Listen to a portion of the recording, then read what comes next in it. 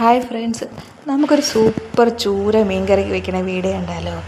രാവിലെ നല്ലൊരു ചൂര കിട്ടിയിട്ടുണ്ട്. കുറേ നാളിന് ശേഷമാണ് ഇത്രയും വലിയ ചൂര കിട്ടുന്നത്. ഇതിനേക്കാളും വലിയ ചൂര മീനുണ്ട്, പക്ഷേ എങ്കിലും ഇത്രയും വലിയൊരു ചൂര കിട്ടുന്നത് ആദ്യമായിട്ടെന്നല്ല, കുറേ നാളത്തേക്ക് ശേഷമാണ്. കണ്ടപ്പോൾ തന്നെ മനസ്സിൽ ഒരു ബൾബ് കത്തി. എന്തെന്ന് വെച്ചാൽ ചൂര നല്ല വറുത്തരച്ച് മീൻ കറി വയ്ക്കാം. പിന്നെ ഒരു കാര്യം എന്തെന്ന്, ഇത്രയും വലിയ ചൂര നമ്മളിവിടെ വെച്ചാൽ പെട്ടെന്നൊന്നും ചിലവായില്ല. അപ്പോൾ ഇതിനെ കട്ട് ചെയ്ത് രണ്ടായിട്ട് മാറ്റണം. എന്ന് വെച്ചാൽ ഇന്നൊരു ദിവസത്തേക്ക് നാളെ ഒരു ദിവസത്തേക്ക്, അങ്ങനെ 2 ദിവസമായിട്ട് മാറ്റി വയ്ക്കണം. അതുകൊണ്ട് തന്നെ പെട്ടെന്ന് തേങ്ങയൊക്കെ നേരത്തെ ഞാൻ ചിരകി വെച്ചിട്ടുണ്ട് ഫ്രിഡ്ജിൽ. തേങ്ങ ചിരകി വെച്ചിരിക്കും, കുറച്ച് കൂടുതൽ ചിരകി വെച്ചിരുന്നാൽ ജോലി എളുപ്പമാകുമല്ലോ. അതുകൊണ്ട് തന്നെ ചിരകിയെല്ലാം വെച്ചിട്ടുണ്ട്.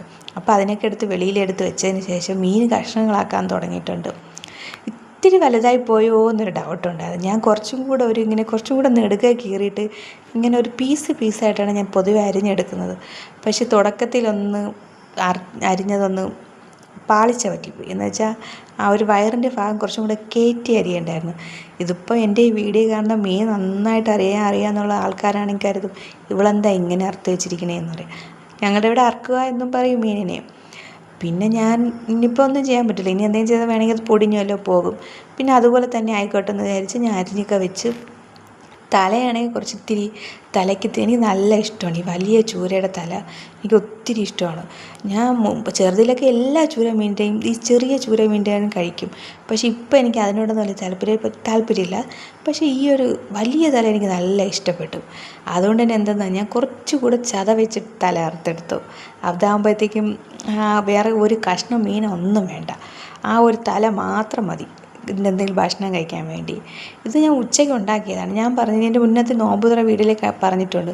ഇവിടെ എൻ്റെ മാമാക്കും മാമിക്കും സുഖമില്ലാത്തതുകൊണ്ട് അവരാരും നോമ്പ് പിടിക്കില്ല. പിന്നെ ഉച്ചയ്ക്ക് കറി വെച്ച് കഴിഞ്ഞാൽ നമുക്കും അത് മതി രാത്രിത്തേക്ക് ഭക്ഷണത്തിനൊന്നും, കാപ്പിയായിരുന്നാലും ചോറായിരുന്നാലും കഴിക്കാനായിട്ട്. ഞാൻ മിക്കവാറും മക്കൾക്ക് കാപ്പിയാണ് ഉണ്ടാക്കി കൊടുക്കാറ്. പിന്നെ ചോറുണ്ടെങ്കിൽ വല്ലപ്പോൾ ഒരു അത്താഴത്തിനെല്ലാം ചോറ് കൊടുക്കണമെങ്കിൽ അങ്ങനെ കഴിക്കും. പിന്നെ തേങ്ങയൊക്കെ ഇട്ട് തേങ്ങ, കുരുമുളക്, പെരുംജീരകം, ഉലുവ എല്ലാം ഇട്ട് നന്നായിട്ട് മൂപ്പിച്ചെടുത്ത്, മുളകും മല്ലിയും മഞ്ഞൾപ്പൊടിയും എല്ലാം ഇട്ടതിന് ശേഷം നന്നായിട്ട് മൂപ്പിച്ചെടുത്ത് കുറച്ച് നേരം സിമ്മിലിട്ട് നന്നായിട്ട് നല്ല കറുത്ത് കിട്ടണം. കറുത്ത് കിട്ടുമ്പോൾ തന്നെ ഒരു ടേസ്റ്റ് ഉണ്ട്. ചിലതൊക്കെ ഞാൻ മടിക്കും. ഇതിപ്പോൾ കുറേ നാളത്തേക്ക് ശേഷമാണ് ഞാൻ ഇങ്ങനെ വറുത്തരച്ച് വയ്ക്കണം, തേങ്ങ വറുത്തരച്ച് വയ്ക്കണം. അതുകൊണ്ട് തന്നെ കുറച്ച് സമാധാനത്തിൽ പതുക്കെ സ്ലോയിൽ സിമ്മിലിട്ട് ഇങ്ങനെ വറുത്തതിന് ശേഷം പുളി വെള്ളത്തിലിട്ടിട്ടുണ്ടായിരുന്നു. അതിനെല്ലാം മിക്സ് ചെയ്ത് നന്നായിട്ട് അരച്ച് കറിയൊക്കെ വെച്ചിട്ടുണ്ട്.